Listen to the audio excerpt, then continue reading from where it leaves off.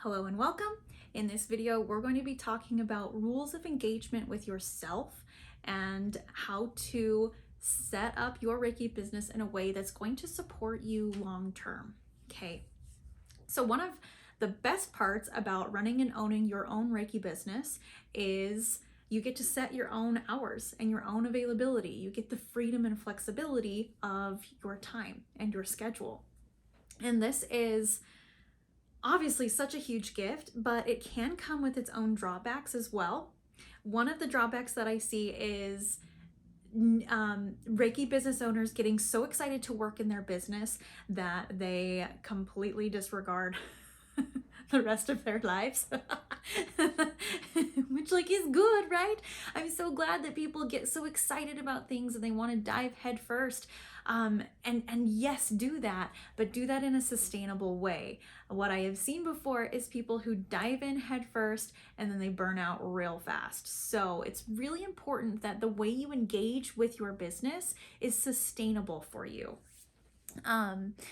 So there's a lot to do in running a Reiki business. We have to take care of marketing, we have to take care of bookkeeping, we have to take care of booking clients, getting clients, running events, networking, emails, social media, insurance policies, and so much more. There's so much to handle as a Reiki business owner that sometimes we can get completely absorbed by it, especially in the beginning where you're doing all of the heavy lifting in the beginning of your business. And that doesn't even count doing our in-session clients or our our in-person sessions, taking care of our clients and meeting their needs. There's so much that goes into it, and it can get a little overwhelming. And so it's very important for you to decide, no, it's not important for you to decide now, actually. It's important for you to be aware now of these things and decide now how you want to feel in your business. So when we do too much, when we go too hard, it leads to stress, leads to fatigue, leads to burnout, can even lead to depression, and it can lead people to close their businesses prematurely, which is sad. I want you guys to be able to do this sustainably for a long time. And so that's why I want to teach you how to engage with your business in a healthy and sustainable way. Okay. So setting boundaries with yourself. One thing that you will get to learn as you're building your Reiki business is how many sessions you can comfortably do in a week. And that may change too. All of this is up to change because we are always changing, right? So there are some people I know who can do 20 sessions in a week. They can just knock them all out and do the thing. I have been there as well. I used to do about 15 to 18 sessions a week. What I learned for myself is that was not sustainable for me, and I needed to cut back the amount of clients that I was going to see. I couldn't keep up with that volume of clients over a long period of time. I did that for maybe a year and a half, but doing that over a long period of time wasn't going to work for me. So you get to figure out how many sessions in a week feels good for me and set your goals accordingly. And then break it down to how many sessions can I do in a day? How many feels good in a day that's not going to lead to fatigue or burnout? For some people, that may only be 1 or 2. For others, that may be 5 or 6. There's no right or wrong answer here. It's just whatever works for you and whatever is sustainable for you. So pay attention as you're working with your clients, how you're feeling. My personal boundary with the amount of clients that I'm able to see in a day is 3 to 4 these days. It used to be a little higher, and right now it's 3 to 4. After my 4th, and sometimes even during my 4th, I'll feel myself just energy is gone, time to power down, I'm tired and I need to refill myself. So I cap my appointments depending on the day at about 3 or 4 sessions for that day. After that fourth session, I mean, I don't want to say I'm useless, but the quality of my work goes down because I need to recharge. And I want the quality of my work to always be consistent and to always be the best that I can make it be or have it be. And so that's why I really pay attention, like, oh, oops, this person booked in here. I got 5 clients on this day. That's not going to work. And I go talk to those clients and I ask them to reschedule so that they can get the best of me. That's what I want to give them, and that's what they want from me too. And when I ask them to reschedule, I don't tell them like, "Oh, I'm too booked, it's too full this day, I just need another day." You don't even have to give them an explanation or a reason. You can just say, "Hey, if it works for you, could we do your session on this day and time instead of this original one?" And you'll find something that works for them, but you don't have to explain why it is that you're rescheduling. Yeah, that's information that just is unnecessary to give. Sometimes we can get into over explaining or like justifying why we're doing this with our clients. Not necessary. So don't even worry about it. Just say, "Hey, I need to change your schedule, change your session." And 9 times out of 10, there are no problems at all with it. So yes. So let's see how long. Oh, yes, this is a great one. So, another thing to think about with your sessions when you're planning out your days is how long of a recovery time do you want or need between sessions? Are you the kind of person who can just like bam, bam, bam, bam, go back to back to back to back with your clients and maintain a high level of energy, high level of connection, a high level of being present and aware with your client? Or are you someone who needs a little bit of time and space between each client?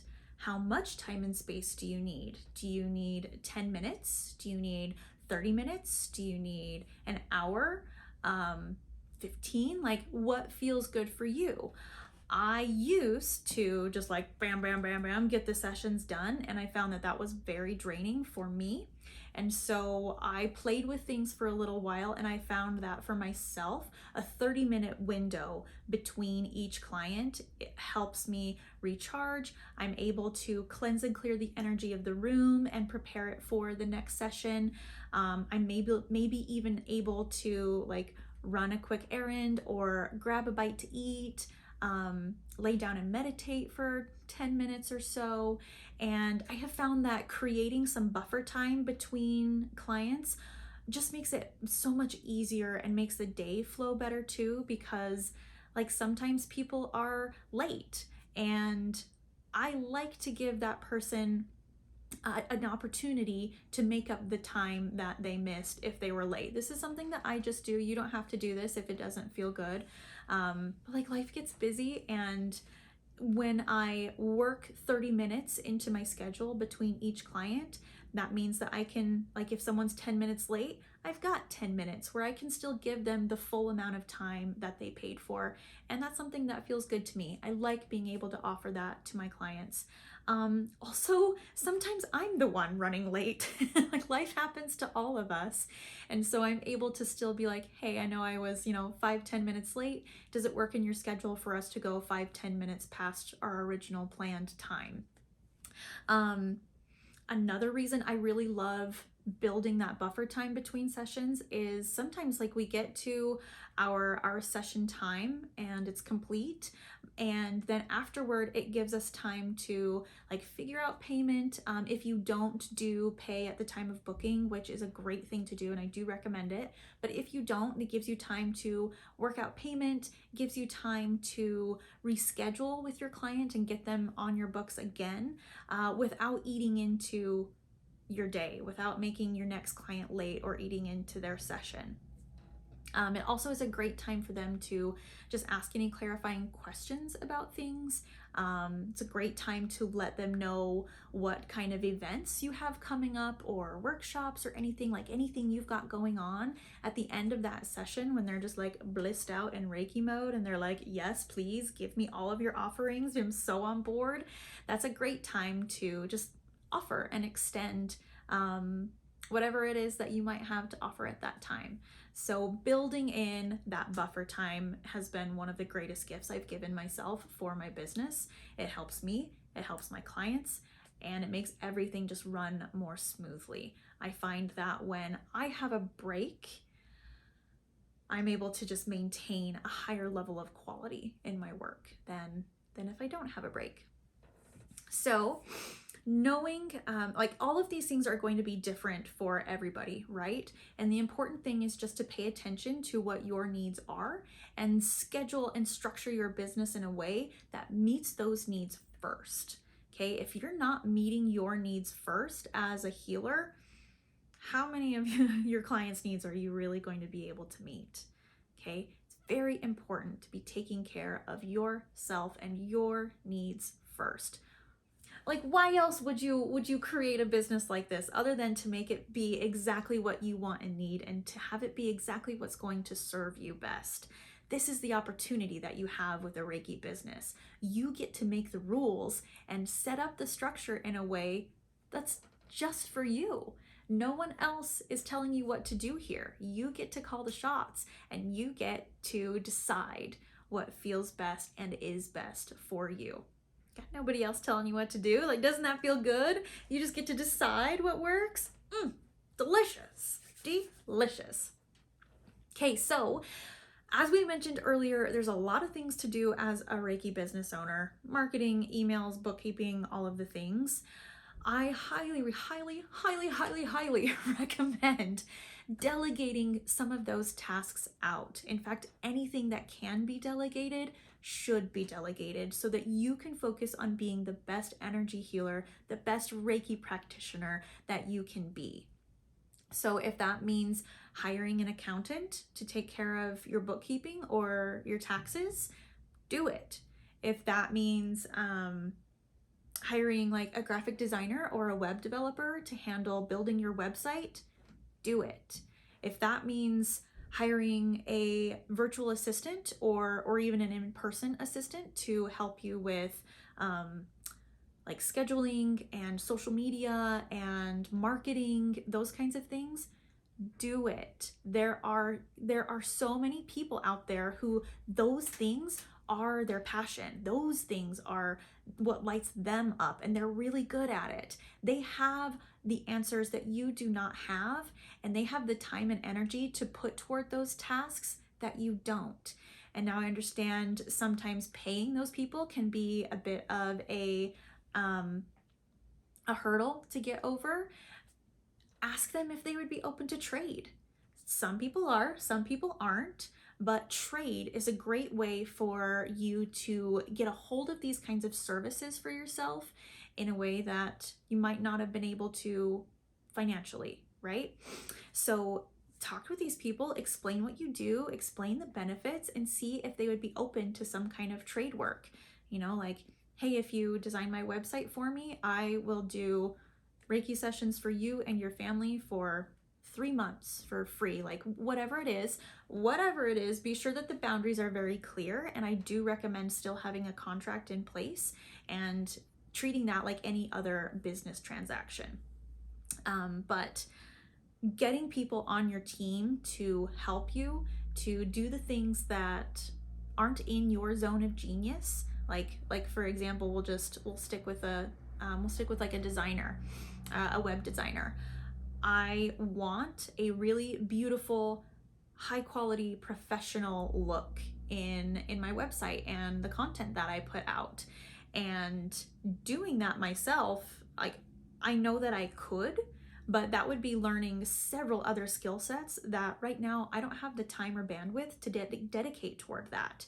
It is worth it to me to hire someone to do that well, to do it the way that I want to, and to just do it right. If I did it, it would take so long for me to figure it out. I would be frustrated.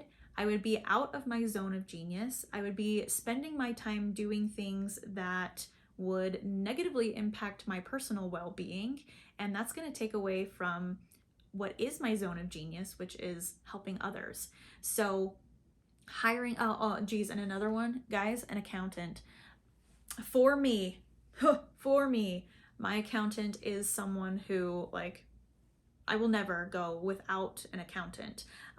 He helps me with my taxes. He saves me. I've been working with him for maybe like 6 years now, and he has saved me many tens of thousands of dollars in taxes, and is just like one of the best assets in my business is having him as my accountant.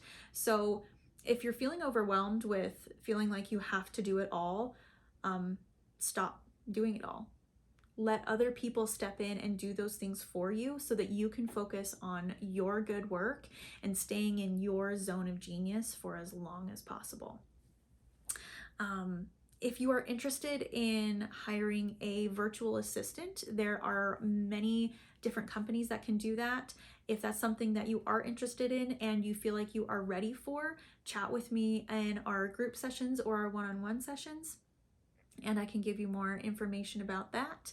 That can be a really helpful thing too, because it is a lot, like even running social media and marketing, gaining clients, getting seen. It's a lot, and it's a lot to learn all by yourself. So bringing other people in is just such a great way to engage with your business in a healthy and sustainable way, and to not burn out, not get just like, oh geez, I thought this Reiki business was going to be so fun and so easy, and like, turns out it's a lot of work, which yes, it is, and it doesn't have to be all on your shoulders. You can ask for help, and I highly recommend you do. Thanks, guys. Have a great day.